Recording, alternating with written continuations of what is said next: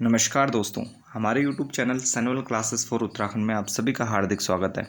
दोस्तों, इस video lecture में आज हम बात करेंगे उत्तराखंड की जो परीक्षा वाणी है, जिसका अध्ययन हम विषयवार कर रहे हैं, जिसमें हमारा तीसरा अध्याय चल रहा है, उत्तराखंड एक ऐतिहासिक अध्ययन। तो इसमें इससे पहले हमारा आधुनिक काल के बारे में हम पढ़ चुके हैं। इसके बाद आज हम जो अन्य जन आंदोलन हैं उनके बारे में जानेंगे। तो आइए प्रारंभ करते हैं। सबसे पहला है कुली बेगार आंदोलन। तो कुली बेगार आंदोलन या ब्रिटिश शासनकाल में हुआ।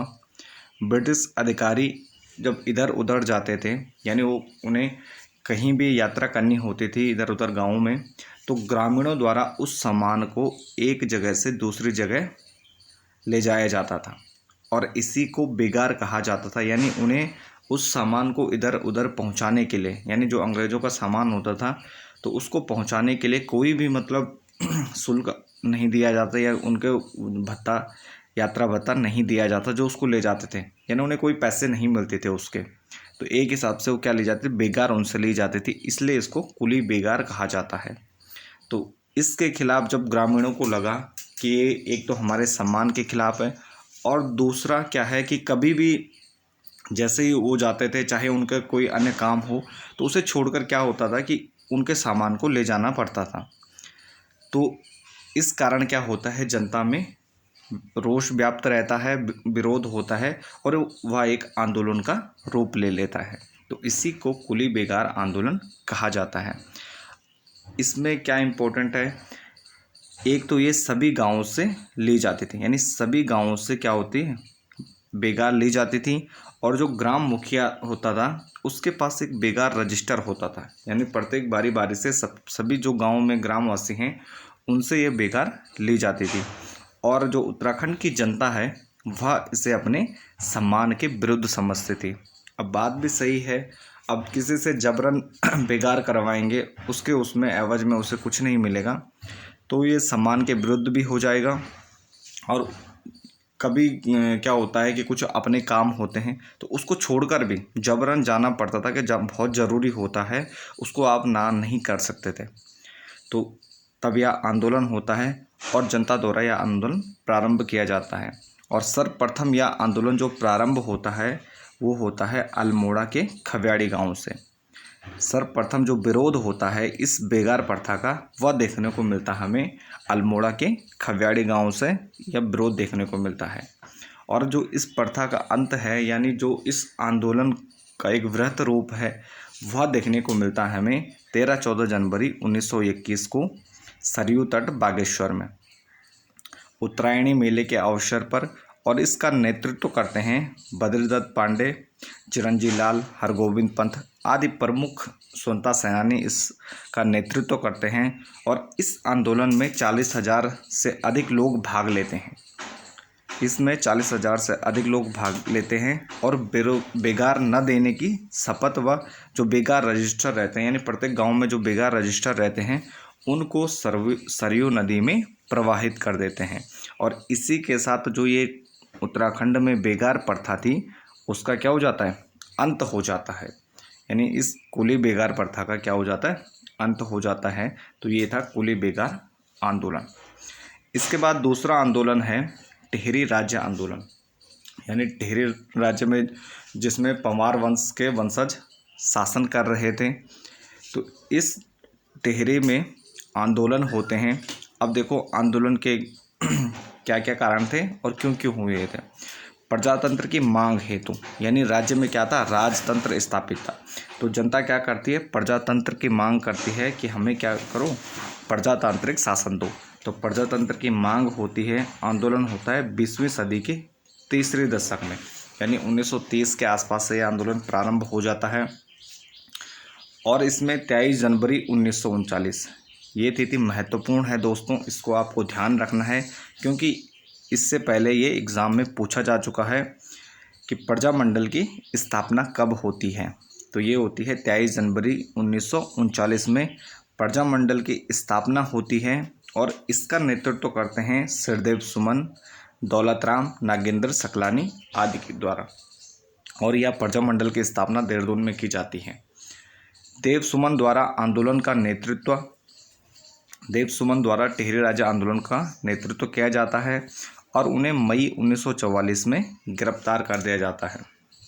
उन्हें गिरफ्तार किया जाता है और मई 1944 से क्या करते हैं, वो भूख हड़ताल करते हैं और 25 जुलाई 1944 को क्या होता है, वो शहीद हो जाते हैं और 84 दिन के बाद वह 25 जुलाई 1944 को शहीद हो जाते हैं। इसलिए 25 जुलाई को उनकी पुण्यतिथि भी मनाई जाती है। सुमन के बाद आंदोलन का नेतृत्व करते हैं दौलत राम, भोलू राम, नागेंद्र सकलानी आदि।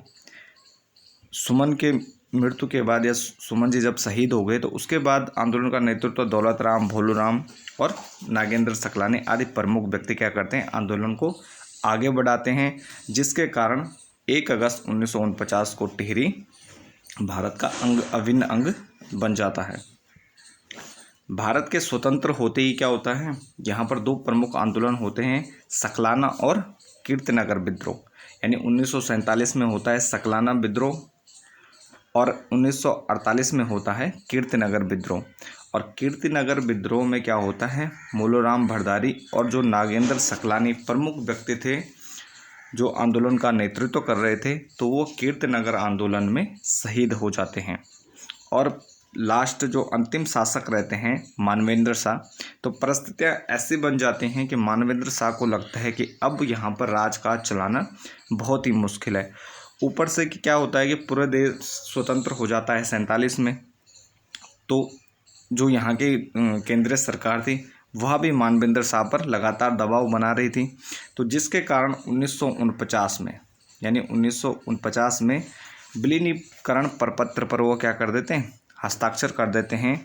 और 1 अगस्त 1949 को टिहरी क्या होता है, संयुक्त प्रांत, यानी जो अब यूपी है तो वह उसका एक जिला बन जाता है, यानी यूपी का एक जिला बन जाता है और भारत का एक अभिन्न अंग बन जाता है। इसके बाद है डोला पालकी आंदोलन।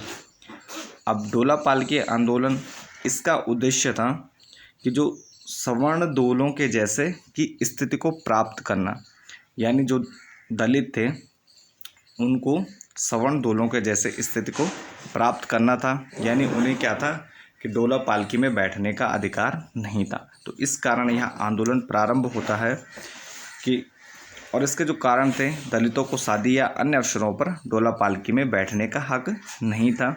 दलित दूल्हा या दुल्हन क्या होते थे, पैदल ही जाते थे। तो इस कारण क्या होता है, इस आंदोलन चलाया जाता है और 1930 में जयानंद भारती के नेतृत्व में यह आंदोलन चलाया जाता है और सफल भी होता है। तो उसके बाद से दलितों को डोला पालकी में बैठने के अधिकार प्राप्त हो जाते हैं। 1911 में दलितों के लिए शिल्पकार शब्द का प्रयोग करते हैं मुंशी हरिप्रसाद टमटा। यानी सर्वप्रथम दलितों के लिए शिल्पकार शब्द प्रयोग किया था मुंशी हरिप्रसाद टमटा जी ने। तो ये इम्पोर्टेंट है, ये आपको ध्यान रखना है कि 1911 में मुंशी हरिप्रसाद टमटा जी ने दलितों के लिए सर्वप्रथम शिल्पकार शब्द का प्रयोग किया है।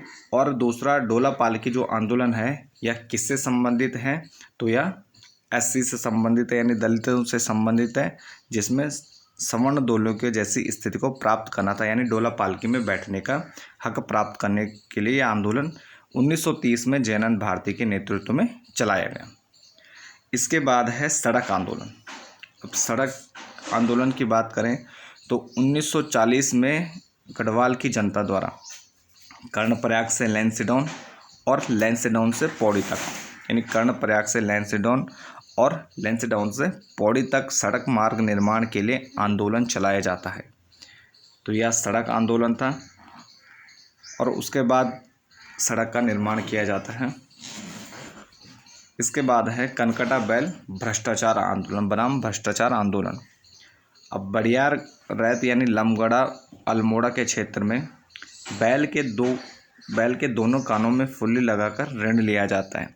बड़ियार रैत गांव है, यहाँ पर बैल के दोनों कानों में फुल्ली लगाकर ऋण लिया जाता है और उसे कान काटकर मरा घोषित किया जाता है और बीमा राशि हड़पी जाती है। और इस सच को उजागर किया था उत्तराखंड संघर्ष वाहिनी द्वारा और उसके साथ ही उन्होंने इस भ्रष्टाचार के खिलाफ क्या करते हैं, आंदोलन करते हैं। यूके के विभिन्न यानी उत्तराखंड के विभिन्न स्थानों पर उस बैल को घुमाया जाता है। वह दिल्ली ले जाकर भ्रष्टाचार के खिलाफ आवाज़ उठाई जाती है कि इस प्रकार के कार्य हो रहे हैं, यानी उसके बैल के कान काटकर उसको मृत दिखाकर जो बीमा राशि होती है वह हड़पी जाती है। तो इस प्रकार के भ्रष्टाचार को उजागर करती है उत्तराखंड संघर्ष वाहिनी। और जो ये कनकटा बैल आंदोलन है यह भ्रष्टाचार से संबंधित है। इसके बाद है कोटा खर्रा आंदोलन। 1947 के बाद किसान संगठनों द्वारा यह आंदोलन चलाया जाता है, यानी आज़ादी के बाद 1947 के बाद कोटा खर्रा आंदोलन चलाया जाता है उत्तराखंड के किसान संगठनों द्वारा। और इसका जो उद्देश्य था कि भूमिहीन किसानों को भू वितरण करना, यानी जो भूमिहीन किसान हैं, जो कृषि करते हैं, खेती करते हैं, लेकिन उनके पास भूमि नहीं है, तो उनके लिए भू वितरण होना। क्योंकि यहाँ पर उत्तराखंड की बात करें या पूरे देश की बात करें तो यहाँ पर जो भूमि है उसका वितरण क्या है, बहुत ही असमान है। कुछ परसेंट लोगों के पास 80% से ज़्यादा की जो ज़मीन है तो उनके पास है। तो इसलिए यहाँ पर भूमिहीन जो किसान हैं उनकी संख्या अधिक थी, तो इसलिए इस आंदोलन को चलाया गया। और तराई क्षेत्र में सीलिंग कानून को लाकर, यानी तराई क्षेत्र में सीलिंग कानून बनाकर इसका उद्देश्य था कि भूहीन किसानों को भू वितरण किया जाए। इसके बाद शराब विरोधी आंदोलन। शराब उत्तराखंड की पहले से ही काफ़ी बड़ी समस्या रही है, तो यहाँ पर शराब के कारण अनेक समस्याएं स्वयं पैदा हो जाती हैं। तो इसलिए यहाँ पर खासकर महिलाओं द्वारा शराब विरोधी आंदोलन चलाए गए। और कारण, बहुत से कारण थे, एक कारण नहीं था कि राज्य में शराब का अत्यधिक सेवन होता था, जिससे काफ़ी अत्यधिक समस्याएं होती हैं। और दूसरा, शराब पीने के भयानक दुष्परिणाम होते हैं। महिलाओं की सबसे अग्रणी भूमिका रही इस आंदोलन में, क्योंकि शराब विरोधी आंदोलनों में महिलाओं की सबसे अग्रणी भूमिका रहती है, पहले भी रहती थी और आज भी रहती है। यानी जो ये आंदोलन चलाए गए यहाँ पर महिलाओं की सबसे अधिक भूमिका थी। 1984 में राज्य सरकार द्वारा कुछ समय हेतु शराब की बिक्री को क्या किया गया, शराब की बंदी की गई। और फिर उसके बाद कुछ टाइम जैसे आंदोलन शांत होता था तो उसके बाद सरकार क्या करती है, स्वयं फिर बिक्री हेतु प्रारंभ कर देती है। 1984 में उत्तराखंड संघर्ष वाहिनी ने इस आंदोलन का नेतृत्व किया था और इसका प्रमुख नारा क्या था, नशा नहीं रोजगार दो, यानी नशा नहीं रोजगार दो। और यूपी सरकार द्वारा रुक रुक कर शराब की बंदी की गई और फिर पुनः प्रारंभ कर दिया जाता। जैसे ही लगता था कि आंदोलन थोड़ा कम पड़ गया है तो पुनः फिर उसकी बिक्री की जाती है। तो ये तो आपने देखा ही होगा, जब कोरोना महामारी आई थी तो उस दौरान भी शराब की दुकानों को खोला गया और शराब बेची गई। तो यहाँ पर आप समझ सकते हैं कि राज्य के लिए, यानी अभी हमारे देश में शराब कितनी महत्वपूर्ण है और कितना बड़ा इशू है। इसके बाद विश्वविद्यालय आंदोलन। विश्वविद्यालय आंदोलन 1947 के बाद तुरंत ही प्रारंभ हो जाते हैं जैसे ही आज़ादी मिलती है। उत्तराखंड में विश्वविद्यालय के लिए मांग की जाती है। एन.डी. तिवारी द्वारा 1955-56 में उत्तराखंड विधानसभा में एक विश्वविद्यालय प्रस्तावित रहता है। उस समय यह उत्तर प्रदेश का अंग था। तो 1955-56 में जैसे एक विधानसभा में एक प्रस्ताव जाता है इस उत्तराखंड के क्षेत्र के लिए कि यहाँ पर एक विश्वविद्यालय स्थापित किया जाएगा, तो उसके बाद क्या होता है कि यहाँ पे उसको स्थापित करने के लिए आंदोलन होना प्रारंभ हो जाता है। कुमाऊं वाले कहते हैं कि इसे कुमाऊं में स्थापित करें और गढ़वाल वाले गढ़वाल के क्षेत्र में। तो ज़रूरत को देखते हुए 1973 में 2 विश्वविद्यालय एक साथ स्थापित किए जाते हैं, जिसमें हमारा गढ़वाल में HNB विश्वविद्यालय है और कुमाऊं विश्वविद्यालय है नैनीताल में, यानी दोनों मंडलों में विश्वविद्यालयों की स्थापना की जाती है। तो ये थे कुछ जन आंदोलन जो जनता द्वारा चलाए गए यहाँ की समस्याओं को देखते हुए। तो आज का यह वीडियो लेक्चर यहीं पर समाप्त करते हैं। मिलते हैं एक नेक्स्ट टॉपिक के साथ। बने रहे चैनल के साथ। धन्यवाद।